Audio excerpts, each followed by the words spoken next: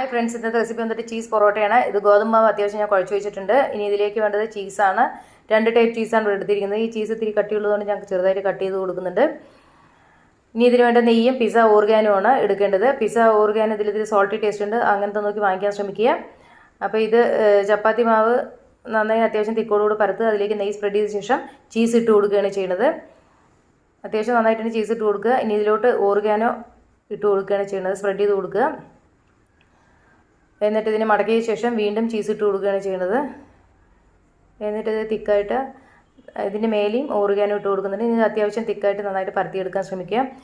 Gas high ഫ്ലെയിമിലിട്ടിട്ട് തവ ചൂടായ ശേഷം അതിൽ പിന്നീട് പൊറോട്ട ഇടുന്ന സമയത്ത് മീഡിയം ഫ്ലെയിമിലിട്ട് ചുട്ടെടുക്കാൻ ശ്രമിക്കുക. തിരിച്ചും മറിച്ചും നെയ്യ് അങ്ങോട്ട് തേച്ച് കൊടുക്കുക. അപ്പോൾ ഇതുണ്ടാക്കുന്ന സമയത്ത് അടുത്തതും കൂടി ഉണ്ടാക്കുന്നതാണ്. അപ്പോൾ ഇത് ചായയുടെ കൂടിയും ശ്രീഖണ്ഡിൻ്റെ കൂടിയും കഴിക്കാൻ നന്നായി ടേസ്റ്റി ആയിട്ടുള്ള റെസിപ്പിയാണ്. പിള്ളേർക്ക് ലഞ്ച് ബോക്സിന് കൊടുക്കാൻ പറ്റിയ റെസിപ്പിയാണ്. ബൈ.